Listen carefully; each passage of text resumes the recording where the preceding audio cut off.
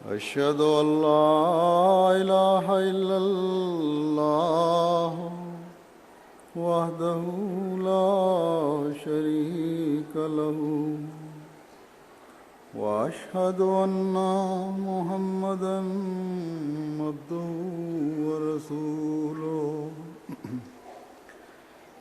أما بعد فأعوذ بالله من الشيطان الرجيم بسم الله الرحمن الرحيم الحمد لله رب العالمين الرحمن الرحيم مالك يوم الدين إياك نعبد وإياك نستعين اهدنا الصراط المستقيم صراط الذين أنعمت عليهم غير المغضوب عليهم ولا الضالين والذين إذا ذكروا بآيات ربهم لم يخروا عليها صما وعميانا.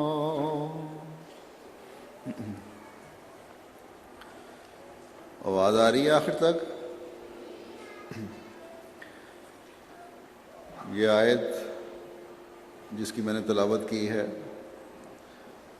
اس میں ایمان والوں کی یہ نشانی بتائی گئی ہے کہ جب انہیں کوئی نصیحت کی جائے تو وہ کان اور آنکھ کھلی رکھ کر ان نصائح پر عمل کرنے کی کوشش کرتے ہیں،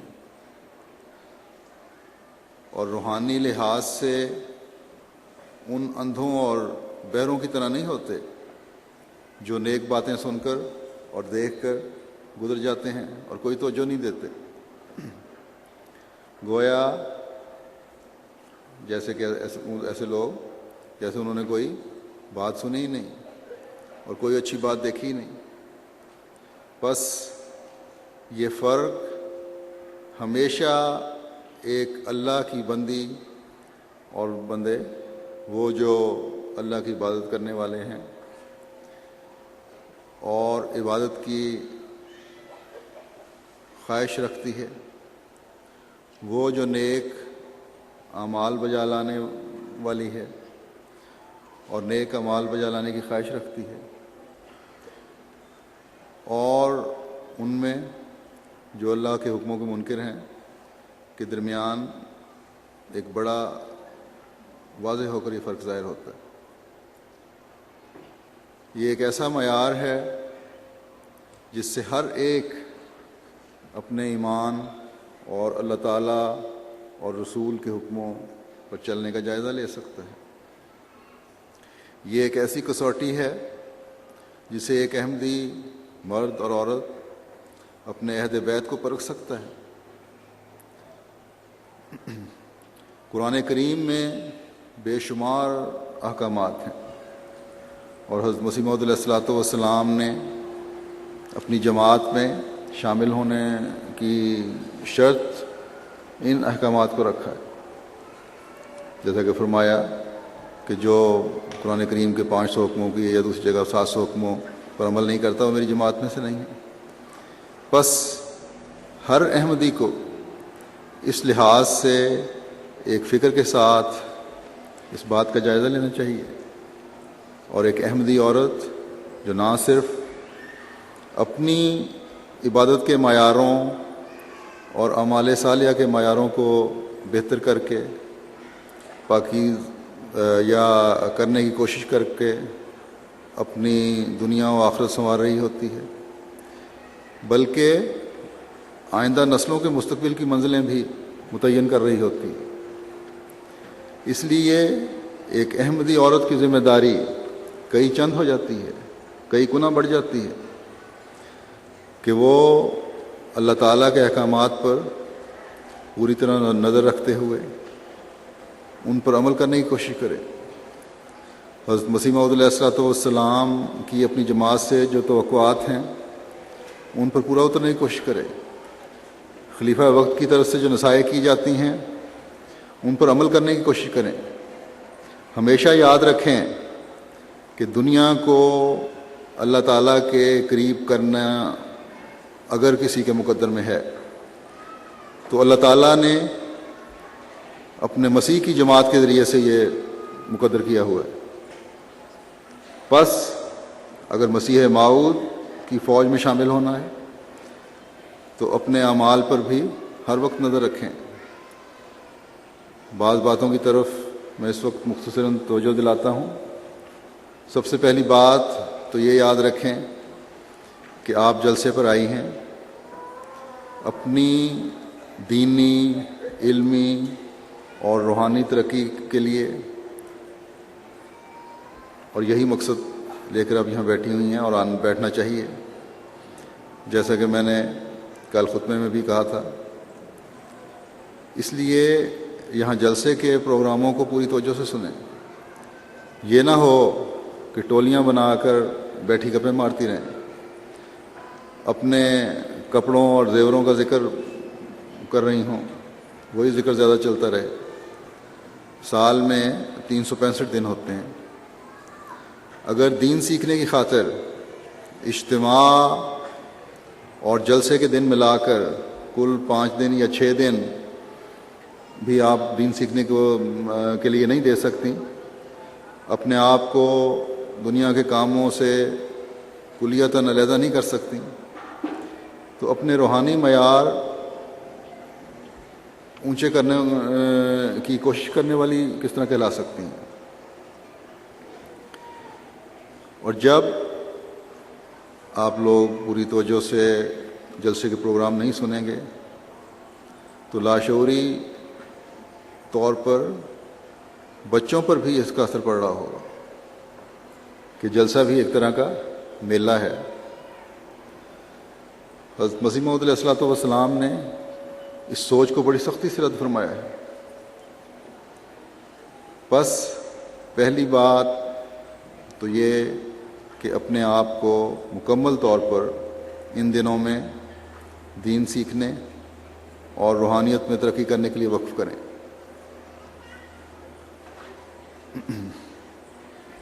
تقریباً 1.5 دن گزر گیا ہے اور 1.5 دن ہی باقی رہ گیا ہے۔ اس میں اب خاص اہتمام کریں، بجائے اس کے کہ ڈیوٹی والیاں آپ کو توجہ دلائیں کہ جلسہ سنو، باتیں کر رہی ہوں تو آپ کو خاموش کروائیں کہ تقریریں سنو۔ آپ خود اس پر توجہ کریں۔ پھر اللہ تعالیٰ ہم ایک نصیحت فرماتا ہے اس سورۃ الفرقان میں، جس کی ایک آیت کی میں نے تلاوت کی جیسا کہ میں نے بتایا، اور جس کی بعض آیات آپ نے سنی ہیں کہ رحمان کے نیک بندوں میں عاجزی ہوتی ہے، تکبر سے وہ دور ہوتے ہیں۔ یہ ایک ایسی بات ہے جس کی بہت اہمیت ہے، تبھی تو اللہ تعالیٰ نے اس کا ذکر فرمایا ہے۔ یہ عاجزی ہے جو بہت سے جھگڑوں سے بچاتی ہے، اور یہ تکبر ہے جو بہت سے فسادوں کا ذریعہ بنتا ہے۔ اللہ تعالیٰ فرماتا ہے کہ اگر تم حقیقت میں میری بندی بننا چاہتی ہو تو عاجزی اختیار کرو۔ اگر کوئی تمہارے سامنے جہالت کا اظہار کرتے ہوئے، تکبر سے کام لیتے ہوئے ایسی باتیں کر بھی جائے جو نامناسب ہوں، تو تمہارا رد عمل ویسا ہی نہ ہو جیسا دوسرے کا ہے، بلکہ تمہارے اندر سے ہر ایک کے لیے سلامتی کی خوشبو پھوٹے۔ عورتوں میں بھی چھوٹی چھوٹی باتوں پر جھوٹی اناؤں اور غیرت کی وجہ سے ایسی لڑائیاں ہوتی ہیں جو مردوں کو بھی، بچوں کو بھی اور دونوں طرف کے خاندانوں کو بھی اپنی لپیٹ میں لے لیتی ہیں۔ بس ہمیشہ یاد رکھیں کہ اللہ تعالیٰ کی نصیحت یہ ہے کہ اگر اللہ کا پیار حاصل کرنا ہے تو ان جھوٹی اناؤں کو ختم کرو اور عاجزی دکھاتے ہوئے ہر ایک کے لیے سلامتی کے پھول بکھیرو۔ پھر اللہ تعالیٰ فرماتا ہے، ایک جگہ یہ حکم دیا کہ اللہ کے حقیقی عبادت گزاروں کی اور اللہ کے عبادت گزاروں کی خصوصیت کیا ہونی چاہیے۔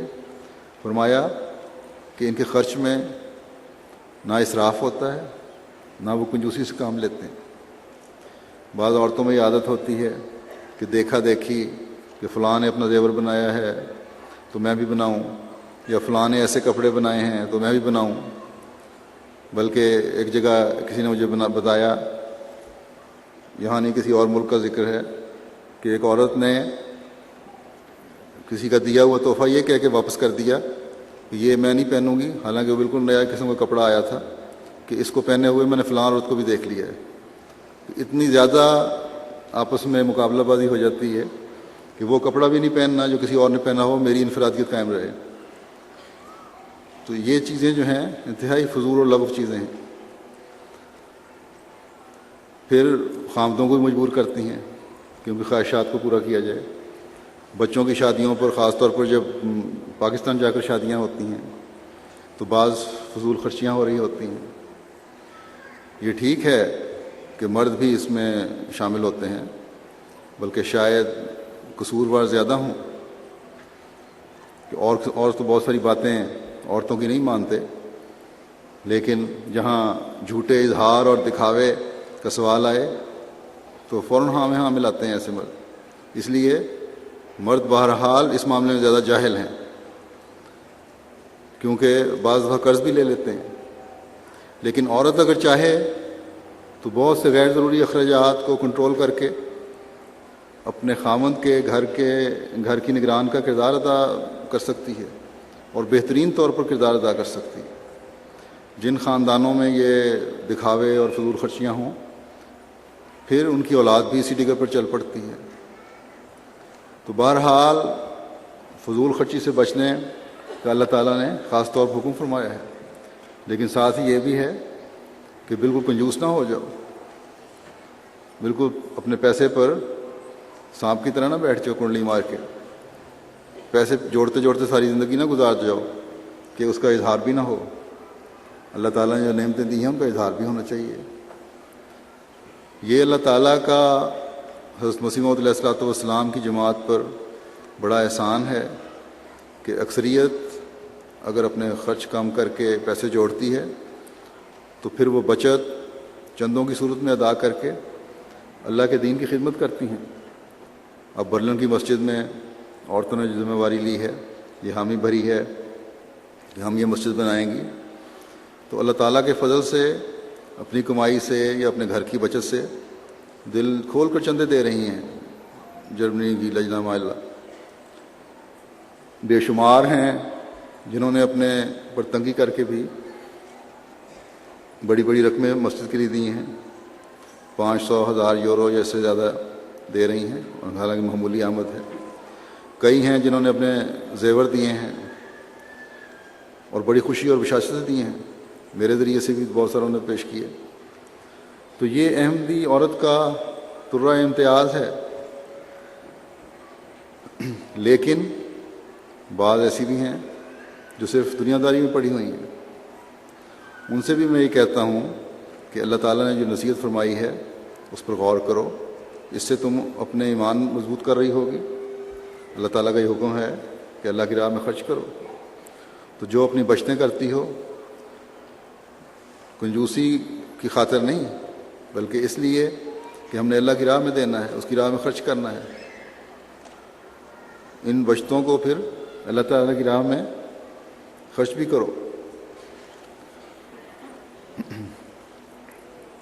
اسی سے پھر آپ اپنے ایمان میں مضبوطی پیدا کریں گے، اور اسی سے اپنی نسلوں کا تعلق بھی خدا تعالیٰ سے جوڑیں گے۔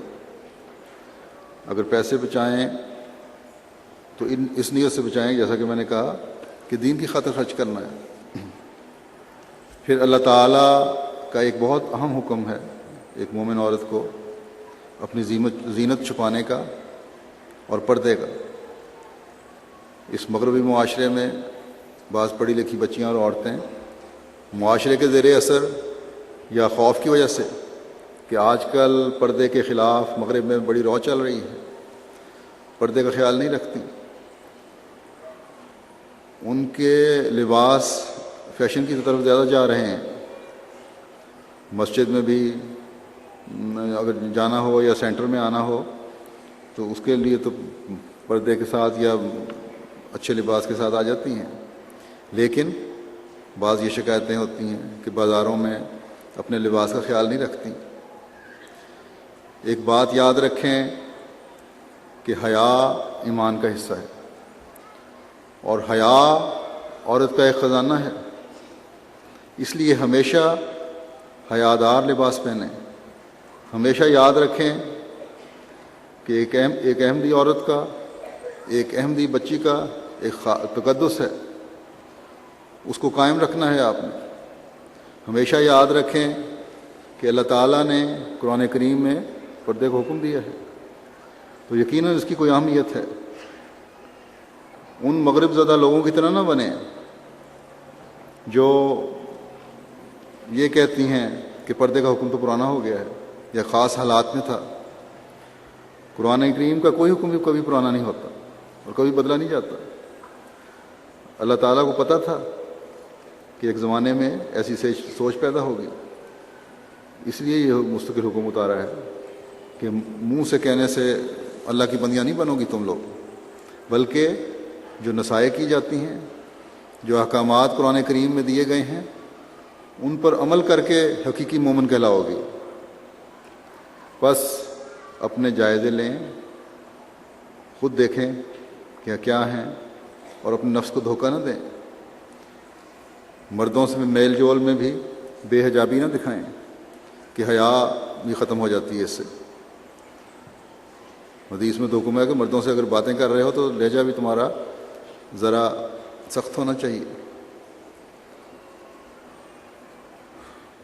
تو عورت کی ایک بہت بڑی زینت اس کی حیا ہے،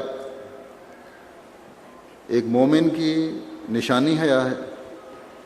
اس ضمن میں ایک اور بات بھی میں کہہ دوں کہ بعض شکایات ملتی ہیں کہ شادیوں پر ڈانس ہوتا ہے، اور ڈانس میں انتہائی بے حیائی سے جسم کی نمائش ہوتی ہے، یہ انتہائی بےہودگی ہے۔ یاد رکھیں کہ لڑکیوں کے سامنے بھی ڈانس کی اجازت نہیں ہے۔ بہانے یہ بنائے جاتے ہیں کہ ورزش میں بھی تو جسم کے مختلف حصوں کو حرکت دی جاتی ہے۔ پہلی بات تو یہ کہ ورزش ہر عورت یا بچی علیحدگی میں کرتی ہے، یا ایک آدھ کسی کے سامنے کر لی۔ اگر ننگے لباس میں لڑکیوں کے سامنے بھی اس طرح کی ورزش کی جا رہی ہے، ایک کلب میں جا کر کی جا رہی ہے، تو یہ بھی بےہودگی ہے، ایسی ورزش کی بھی اجازت نہیں دی جا سکتی۔ دوسرے، ڈانس کرتے وقت آپ کے جذبات بالکل اور ہوتے ہیں۔ ورزش کرتے وقت تو تمام توجہ ورزش پر ہوتی ہے، اور کوئی لغو اور بیہودہ خیال ذہن میں نہیں آ رہا ہوتا، لیکن ڈانس کے وقت یہ کیفیت نہیں ہو رہی ہوتی۔ جو ڈانس کرنے والی ہیں وہ خود اگر انصاف سے دیکھیں تو خود ان کو پتہ لگ جائے گا کیا کیفیت طاری ہو رہی ہوتی ہے ان پہ اس وقت۔ پھر ورزش کی جو ہے وہ کسی میوزک پر یا تال کی تھاپ پر نہیں کر رہے ہوتے، جبکہ ڈانس کے لیے میوزک بھی لگایا جاتا ہے، اور بڑے بیہودہ گانے بھی شادیوں پہ ہوتے ہیں۔ حالانکہ شادیوں کے لیے بھی بڑے پاکیزہ گانے بھی ہیں، اور جو رخصتی ہو رہی ہو تو لڑکی کو رخصت کرتے ہوئے ہماری بڑی اچھی دعائیہ نظمیں بھی ہیں، وہ استعمال ہونی چاہیے۔ اور اسی لیے جب اس قسم کی بیہودگی ہو رہی ہوتی ہے تو بعض اوقات جذبات اور رنگ اختیار کر لیتے ہیں۔ بس یہ سب بہانے ہیں کہ فلاں چیز ایسی ہے اور فلاں چیز ویسی ہے، یہ سب ایمان کو خراب کرنے والی چیزیں ہیں، یہ سب شیطان کے بہکاوے ہیں، ان سے بچنے کی کوشش کریں۔ ورنہ لاشعوری طور پر جہاں اپنے آپ کو خراب کر رہی ہوں گی وہاں اپنی اگلی نسلوں کو بھی برباد کر رہی ہوں گی۔ جب آپ نے بیعت کی ہے تو یاد رکھیں کہ بیعت کا مطلب بیچ دینا ہے۔ بیعت کا لفظ جو نکلا ہے اس کا مطلب یہ ہے کہ اپنے آپ کو بیچ دینا۔ جب آپ اپنے آپ کو اس زمانے کے امام کے ہاتھ آپ نے بیچ دیا ہے تو پھر اپنے تمام جذبات اور خیالات کو اس شخص کے تابع کریں جس نے آپ کو خریدا ہے، اور جس نے خریدا ہے اس نے آپ کو خدا کے حضور پیش کرنے کے لیے خریدا ہے۔ بس حضرت مسیح موعود علیہ الصلوۃ والسلام کی بیعت میں شامل ہو کر وہ تحفہ بنے جو خدا تعالیٰ کو پیش کرنے کے لائق ہو، ورنہ جیسا کہ میں نے کل خطبے میں بھی کہا تھا، حضرت مسیح موعود کا اقتباس سنایا تھا، جو خدا تعالیٰ کو پیش کرنے کے لائق نہیں ہوگی چیز وہ ردی کی ٹوکری میں پھینک دی جائے گی، وہ رد کر دی جائے گی۔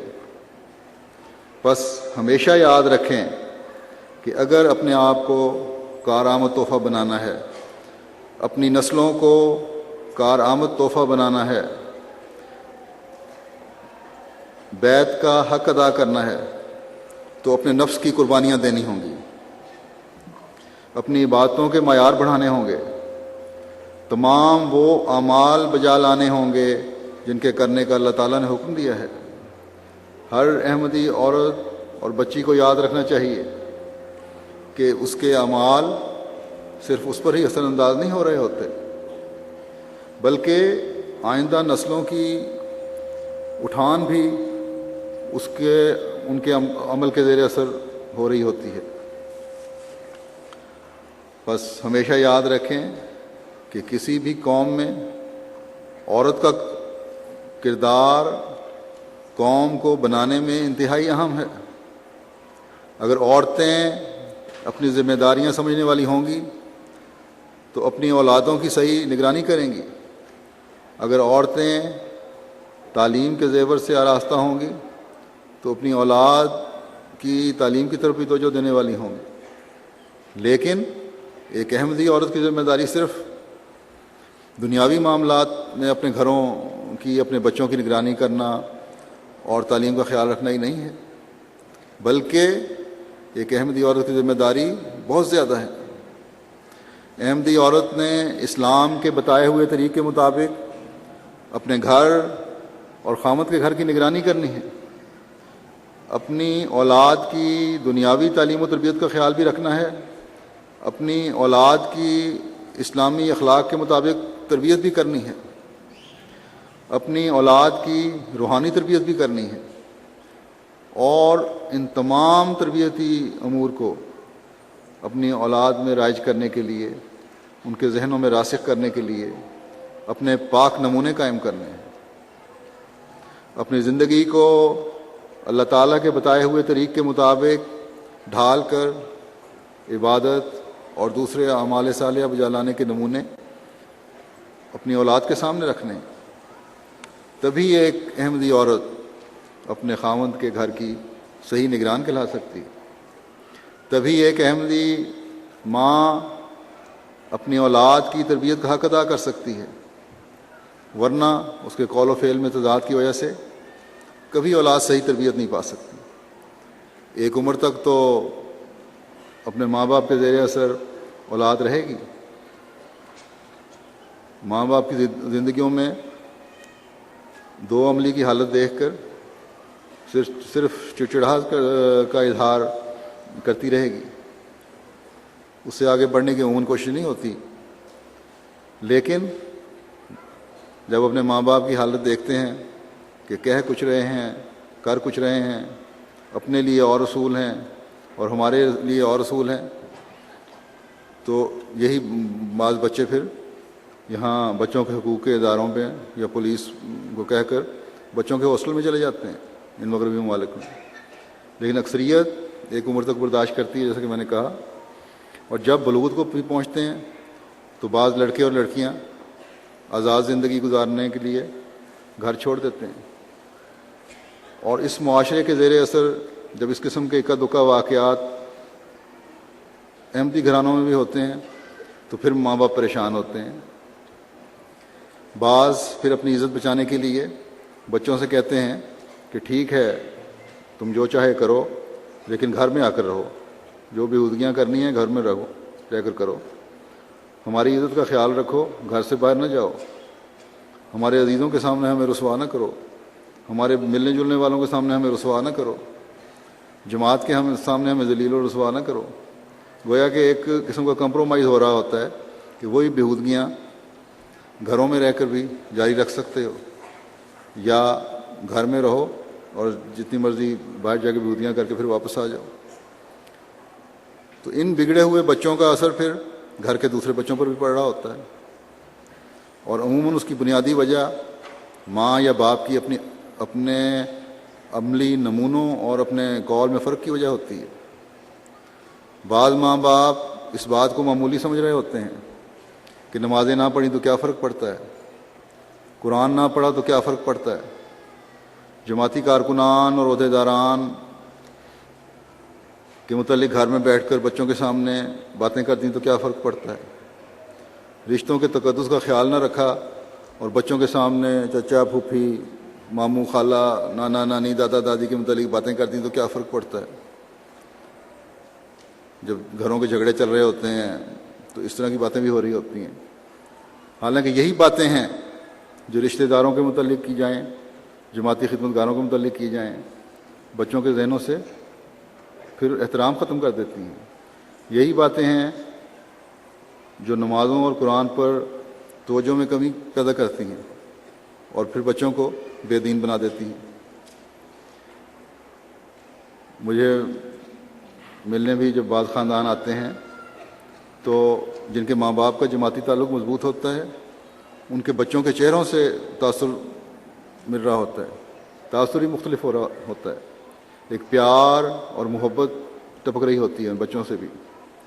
اور بعض ایسے ہوتے ہیں کہ بچوں کے حلیے سے، ان کے رویے سے پتہ لگ رہا ہوتا ہے کہ یہ لڑکا یا لڑکی جو اب جوانی میں قدم رکھ رہے ہیں اس بیچارے کو زبردستی واسطے دے کر ملوانے لایا گیا ہے، ورنہ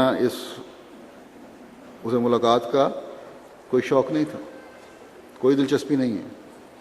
بعض مائیں تو کوشش کرتی ہیں لیکن باپ گھر کے فرائض اور حقوق صحیح طور پر ادا نہیں کرتے، اس لیے بچے بگڑ جاتے ہیں. مائیں رو رو کر بتاتی ہیں کہ اور لڑکے اور لڑکی بھی ہیں جو ملاقات کے لیے آئیں لیکن آنے سے انکاری ہیں، ماحول کے زیر اثر ہو گئے ہیں. تو تربیت کے لیے بچوں کی ابتدائی زندگی میں ماں پر بہت بڑی ذمہ داری ہے. اگر شروع سے ہی تعلق ماں نے بچے کے ساتھ جوڑ لیا ہے اور دعاؤں کے ساتھ اور اپنے نیک عمل کے ساتھ تربیت کر رہی ہے تو اگر باپ بگڑا بھی ہوا ہے تو کچھ نہ کچھ بچت ہو جاتی ہے. بچے کو بچپن سے لاڈ پیار سے میں بگاڑنا نہیں چاہیے. اس وقت اس کے دل میں نظام جماعت کی محبت اور خدا تعالیٰ کی محبت ڈالنی چاہیے. اس وقت اپنے عمل سے اور دعاؤں سے اللہ تعالیٰ کی مدد مانگتے ہوئے بچے کی تربیت پر بہت زور دینا چاہیے. جیسا کہ میں نے کہا کہ اپنی زندگی کو، ایک احمدی عورت کو صرف اپنی زندگی نہیں سمجھنا چاہیے بلکہ ہر وقت یہ ذہن میں رکھنا چاہیے کہ جہاں میں نے اپنے عہد کو پورا کرتے ہوئے اپنے اعمال درست کرنے ہیں، وہاں اپنی نسلوں کو جو ملک اور جماعت کی امانت ہیں ایسے رنگ میں پروان چڑھانا ہے جہاں اس کا خدا سے تعلق پیدا ہو جائے اور دنیا کی لغویات سے نفرت پیدا ہو جائے. ہر احمدی عورت کو، ہر احمدی مرد کو ہر وقت یہ ذہن میں رکھنا چاہیے کہ ہم کیوں احمدی ہیں اور ہمیں کیوں اپنی نسلوں میں احمدیت اور حقیقی اسلام کی تعلیم کو جاری رکھنا ہے.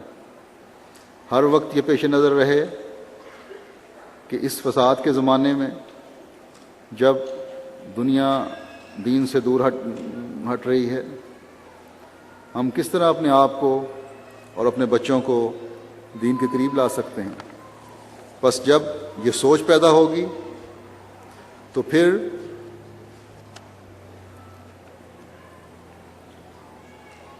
آپ حضرت مسیح موعود علیہ الصلوۃ والسلام کی بیعت میں شامل ہونے والوں میں شمار ہوں گے۔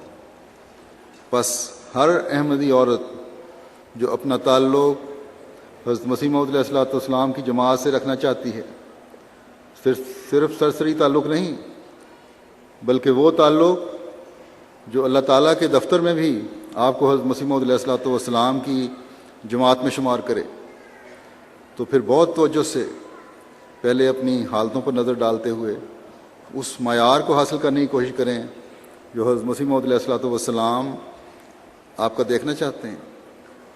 اپنی مرضی کو حضرت مسیح موعود علیہ الصلوۃ والسلام کی مرضی کے تابع کریں تاکہ ان انعاموں کی وارث بنیں جن کا وعدہ اللہ تعالیٰ نے حضرت مسیح موعود علیہ الصلوۃ والسلام سے آپ کی جماعت کے لیے کیا ہے۔ آپ اپنی مرضی کو حضرت مسیح موعود علیہ الصلوۃ والسلام کے مرضی کے تابع کس طرح کر سکتی ہیں؟ اس کی ایک ہی صورت ہے، اور وہ ہے اللہ تعالیٰ نے قرآن کریم میں جو تعلیم اتاری ہے اور جو احکامات دیے ہیں ان پر عمل کر کے، جیسے کہ پہلے بتایا ہے۔ آپ فرماتے ہیں کہ تم ہوشیار رہو اور خدا کی تعلیم اور قرآن کی ہدایت کے برخلاف ایک قدم بھی نہ اٹھاؤ۔ بس آج اگر اپنے آپ کو اور اپنی نسلوں کو دنیا کے فتنہ و فساد سے بچانا ہے اور دنیا و آخرت میں اللہ تعالیٰ کی رضا حاصل کرنی ہے، اس کا ایک ہی راستہ ہے کہ خدا تعالیٰ کی تعلیم پر عمل کیا جائے۔ جو احکامات اللہ تعالیٰ نے ہمیں قرآن کریم میں بتائے ہیں ان پر عمل کرنے کی کوشش کرنے والی ہوں، تاکہ اپنی روحانی ترقی کے ساتھ ساتھ اپنے سپرد جماعت کی ایمانتوں کی بھی صحیح رنگ میں حفاظت کرتے ہوئے ان کو بھی خدا تعالیٰ کے احکامات کا فہم حاصل کرنے اور ان کو اپنی زندگیوں پر لاگو کرنے کا ذریعہ بنے۔ بس اس سوچ کے ساتھ قرآن کے احکامات کی تلاش کریں، جب ایک جستجو کے ساتھ، ایک لگن کے ساتھ اس کوشش میں مصروف ہوں گی کہ میں اللہ تعالیٰ کے احکامات کا پتہ کر کے ان پر عمل کرنے والی بنوں، تو پھر یہ پھر ہی آپ حقیقی مومنات کہلائیں گی۔ اور حقیقی مومن کی مدد کرنا اللہ تعالیٰ نے اپنے پر فرض کیا ہے۔ اللہ تعالیٰ خود فرماتا ہے کہ مومن کی میں مدد کرتا ہوں، اور یہ اللہ تعالیٰ کی مدد ہی ہے جو آپ کی اولادوں کو نیکیوں پر قائم رکھے گی۔ یہ خدا تعالیٰ کی مدد ہی ہے جس سے آپ کی اولادیں آپ کے لیے دعائیں کرنے والی ہوں گی۔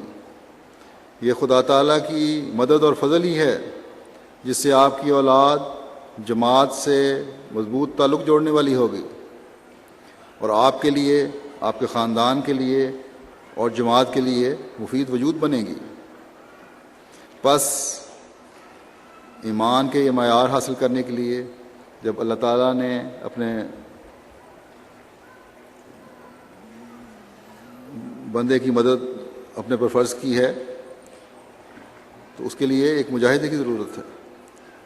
اپنے عبادتوں کے معیار اونچے کرنے کی ضرورت ہے۔ سب محبتوں سے زیادہ اللہ تعالیٰ کی محبت میں ڈوبنے کی ضرورت ہے۔ بس جب یہ صورت پیدا ہو جائے گی، اللہ تعالیٰ سے محبت کی وجہ سے اس کی عبادت میں بڑھنے کی کوشش کریں گی، اللہ تعالیٰ کی رضا حاصل کرنے کے لیے اپنی اولاد کی صحیح رنگ میں تربیت کرنے کی کوشش کریں گی، تو پھر خدا تعالیٰ اپنے فضل سے ضرور مدد فرماتا ہے اور آپ کی اولاد کو آپ کے لیے قرۃ العین بنائے گا، اور آپ کی دعا وجعلنا للمتقین امامہ کو قبول فرماتے ہوئے نیک صالح اولاد عطا فرمائے گا جو قرۃ العین ہو۔ لیکن جیسا کہ میں نے پہلے کہا کہ شرط یہی ہے کہ آپ کی عبادتوں کے معیار بھی بلند ہوں، اللہ تعالیٰ کے حکموں پر عمل کرنے والی اور اعمال صالحہ بجا لانے والی ہوں، تو پھر آپ کی نیک تربیت کو پھل لگیں گے۔ آپ کی زندگی میں بھی آپ کی اولاد آپ کی نیک نامی کا باعث بن رہی ہوگی، اور مرنے کے بعد بھی اولاد کی نیکیوں کی وجہ سے اللہ تعالیٰ آپ کے درجات بلند فرما رہا ہوگا۔ ہر وہ نیک عمل جو آپ کی اولاد کرے گی آپ کے کھاتے میں بھی اللہ تعالیٰ اپنے وعدے کے مطابق شمار کرے گا۔ بچوں کو دعائیں جو اللہ تعالیٰ نے سکھائی ہیں وہ اس لیے ہیں۔ ایک دعا ہے کہ رب ارحمہما کما ربیانی صغیرا، کہ اے میرے رب ان پر مہربانی فرما کیونکہ انہوں نے بچپن کی حالت میں میری پرورش کی تھی۔ یقیناً یہ دعا انہی بچوں کے منہ سے نکلے گی جن کا اللہ تعالیٰ سے مضبوط تعلق ہوگا، جو عبادتوں کی اہمیت سمجھتے ہوں گے، جو نیک اعمال کی طرف توجہ دینے والے ہوں گے۔ نیک اعمال کر کے ہی انہیں خیال آئے گا کہ میرے رب کے بعد میرے والدین کا مجھ پر احسان ہے، میری ماں کا مجھ پر احسان ہے، میرے باپ کا مجھ پر احسان ہے، جنہوں نے میری نیک تربیت کی، میری ایسے رنگ میں پرورش کی کہ مجھے میرے خدا سے ایک زندہ تعلق پیدا کروا دیا، میری اس رنگ میں پرورش کی کہ مجھے جماعت کے لیے خدمت کا موقع عطا فرمایا۔ سوچیں ذرا، جب واقفین نو بچے اور بچیاں خدمت دین پر کمر بستہ ہوں گے، ایک قربانی کے جذبے سے دین کی خدمت کر رہے ہوں گے، اس وقت ان کے دل میں جہاں اپنے رب کے لیے شکر کے جذبات کا اظہار ہو رہا ہوگا، وہاں اپنے والدین کے لیے بھی دل سے دعائیں نکل رہی ہوں گی کہ اے خدا تیرا لاکھ لاکھ شکر ہے کہ تو نے مجھے ایسے والدین عطا فرمائے جنہوں نے خلیفہ وقت کی آواز پر لبیک کہتے ہوئے ہمیں خدمت دین کے لیے وقف کیا۔ بس اے خدا میرے ایسے پیارے والدین پر اس دنیا میں بھی رحمتوں اور فضلوں کی بارش برسا دے، اور اگلے جہان میں بھی ان سے وہ پیار کا سلوک کر جو تو اپنے پیاروں سے کرتا ہے۔ بس یہ دعا جو ہمارے پیارے خدا نے ہمیں اپنے والدین کے لیے سکھائی ہے تو یقیناً اس کی بہت اہمیت ہے۔ یقیناً قبولیت کا درجہ دینے کے لیے دعا سکھائی ہے۔ یقیناً ماں باپ کو ان کے بچوں کی تربیت پر ان کو ایک اعلیٰ سرٹیفکیٹ دینے کے لیے دعا سکھائی ہے کہ اے بچوں تم اپنے ایسے نیک ماں باپ کا احسان نہیں اتار سکتے، ان کا شکر ادا کر سکتے ہو، اور اس کا بہترین ذریعہ یہ ہے کہ ہمیشہ جب بھی کوئی نیک کام کرو اپنے ماں باپ کو یاد رکھتے ہوئے میرے سے ان کے لیے رحم کی دعا مانگو کہ میں ان کے درجات پر بڑھاتا چلا جاؤں۔ ایک حدیث میں ہے کہ ماں گھر کے نگران ہونے کی وجہ سے، پہلے میں نے ذکر کیا، اپنے اور اپنے خامد کے بچوں کی نگران ہوتی ہے، اور اس کی وجہ سے وہ پوچھی جائے گی اگر صحیح نگرانی نہیں کر رہی۔ تو جن ماؤں نے نیک اولاد پیدا کی ہے وہ ہر وقت اللہ کے پیار کی نظر کے نیچے بھی رہیں گی۔ اللہ تعالیٰ ایسا نہیں کہ نہ کرنے پر تو سزا دے اور پوچھے، اور اگر اچھا کام کوئی کرے تو خاموش بیٹھا رہے۔ اللہ تعالیٰ تو ایسا دیالو ہے جو کئی گنا کسی عمل کی جزا دیتا ہے۔ بس اس خدا سے جہاں خود بھی تعلق جوڑیں وہاں اپنے بچوں کا بھی تعلق جڑوائیں۔ یاد رکھیں مائیں ہی ہیں جو بچوں کی قسمت بدلا کرتی ہیں، بلکہ بچوں کے زیر اثر دوسروں کی قسمت بدل جاتی ہے۔ عورت ہی ہے جو ولی اللہ بھی پیدا کرتی ہے اور ڈاکو بھی پیدا کرتی ہے۔ دیکھیں وہ ماں ہی تھی جس نے اپنے معصوم بچے کو سفر پر بھیجتے ہوئے جو نصیحت کی تھی کہ بچے جو چاہے حالات گزر جائیں جھوٹ نہ بولنا۔ جب ڈاکو نے بچے کو گھیرا اور اس سے پوچھا تمہارے پاس کیا ہے تو اس نے صاف صاف بتا دیا کہ 80 اشرفیاں میری قمیض کے اندر سلی ہوئی ہیں۔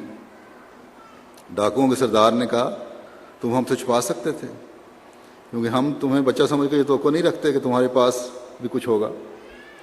لیکن بچے نے اس نیک ماں کی تربیت کی وجہ سے کیا خوبصورت جواب دیا کہ میری ماں نے کہا تھا کہ بچے کبھی جھوٹ نہ بولنا، اور اگر آج پہلے امتحان پر ہی میں جھوٹ بولنے والا بن گیا تو میری ماں نے جو مجھ پر محنت کی ہے اسے ضائع کرنے والا بنوں گا۔ یہ سن کر ڈاکوؤں کا سردار دھاڑے مار مار کر رونے لگا اور توبہ کر کے اللہ کی عبادت گزاروں میں بن گیا۔ اور پھر وہ بھی ماں تھی جس نے اپنے بچے کی ہر برائی نہ صرف چھپائی بلکہ ہر برائی کے بعد کہہ دیا کرتی تھی کہ بچے کوئی بات نہیں، لیکن لوگوں سے ذرا بچ کے رہنا، کہیں تمہیں پکڑوا نہ دیں۔ اور یہی برائیاں کرنے کی وجہ سے رفتہ رفتہ وہ بچہ ڈاکو اور قاتل بن گیا، آخر پکڑا گیا اور پھانسی کی سزا ہوئی۔ اور جب اس سے اس کی آخری خواہش پوچھی گئی تو اس نے کہا کہ میری ماں کو مجھ سے علیحدگی میں ملوا دو۔ اور جب ماں قریب آئی تو اس نے کہا کہ ماں، میری آخری خواہش یہ ہے کہ میں تیری زبان پہ پیار کرنا چاہتا ہوں۔ ماں نے جب زبان نکالی تو بچے نے زبان کاٹ لی، 2 ٹکڑے کر دیے اس کے، اتنی زور سے کاٹا۔ ماں نے شور مچا دیا تو اس ڈاکو نے کہا کہ اگر تو بچپن میں میری نیک تربیت کرتی تو آج میں اس حال کو نہ پہنچتا اور پھانسی پر نہ چڑھتا۔ تو نیک تربیت نہ کرنے سے اس ماں نے اپنی زبان بھی کٹوائی اور بچہ بھی اپنے سامنے مرتے دیکھا۔ اپنے لیے رحم کی دعا کرنے والا بھی پیچھے نہ چھوڑ سکی، اور وہ بچہ جس نے ڈاکوؤں کی بھی کایا پلٹ دی تھی وہ یقیناً ان لوگوں کی دعاؤں سے بھی حصہ لینے والی بنی ہوگی۔ وہ ماں جس کے بچے نے ڈاکوؤں کی کایا پلٹ دی تھی ان لوگوں کی دعاؤں سے بھی حصہ لینے والی بنی ہوگی جن کی زندگی میں ایک انقلاب اس بچے نے پیدا کر دیا تھا۔ بس ماں ہی ہے، چاہے تو ولی اللہ بنا دے چاہے تو قاتل۔ بس اپنی اہمیت کو سمجھیں کہ عورت کی عبادت گزاری اور نیک اعمال جو ہیں یہی نئی نسلوں کے نیکیوں پر قائم رہنے اور دین و دنیا میں سرخرو ہونے کی ضمانت ہیں، جس کے نتیجے میں وہ ہمیشہ اللہ کے فضلوں کے وارث بنتی چلی جائیں گی۔ اور اس اہمیت کو بھی ہمیشہ پیش نظر رکھیں کہ عورت کے نیک اعمال اور ترقی سے دین کی ترقی ہے۔ ایک حصہ جماعت کا، بلکہ بڑا حصہ جماعت کا عورتوں پر مشتمل ہے۔ بس اپنی عبادتوں، نیک اعمال اور اولاد کی نیک تربیت کے ذریعے سے حضرت مسیح موعود علیہ الصلوۃ والسلام سے باندھے ہوئے عہد کو پورا کرتے ہوئے جماعت کی ترقی اور نیک نامی کا باعث بنی رہیں۔ جب نصیحت کی جائے، جب اللہ تعالیٰ کے احکام کے حوالے سے بات کی جائے تو اس پر ہمیشہ کان دھریں۔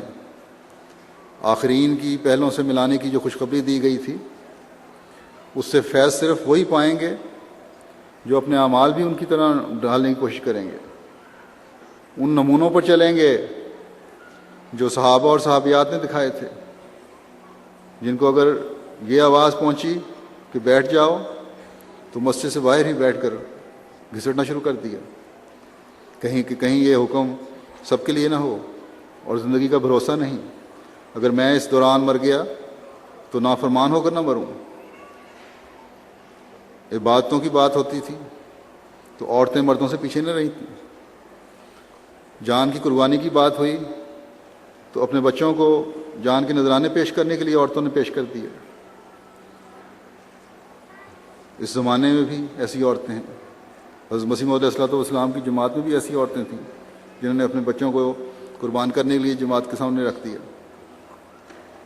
بس آپ لوگ بھی جب کوئی حکم ہو، جب کوئی نصیحت ہو،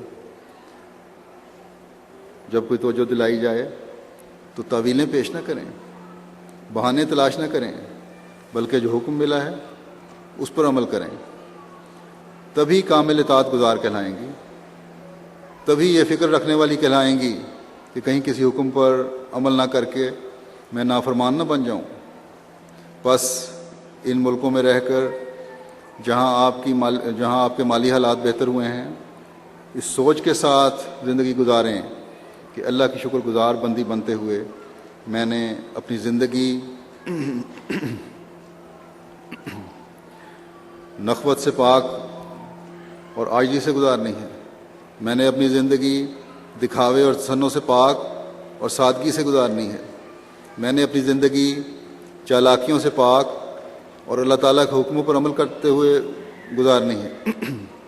جب یہ ارادہ کریں گی تو تبھی آپ کی نسلوں کی نیکیوں پر قائم رہنے کی ضمانت ملے گی۔ بس اے احمدی عورتوں اور بچیوں، اللہ تعالیٰ کے احکامات کو سنو اور مانو، اور ان لوگوں کی طرح کبھی نہ بنو جو اللہ تعالیٰ کی نصائح سن کر پھر منہ دوسری طرف پھیر لیتے ہیں۔ اللہ کرے کہ ہر احمدی عورت اور ہر احمدی بچی حضرت مسیح موعود علیہ الصلوۃ والسلام کی آمد کے مقصد کو پورا کرنے والی بنے، خلافت سے مضبوط تعلق پیدا کرنے والی بنے، اور اپنی اولاد کو بھی اپنی انتہائی کوشش اور دعا سے جماعت اور خلافت سے ہمیشہ چمٹے رہنے والا بنائے رکھے۔ آمین۔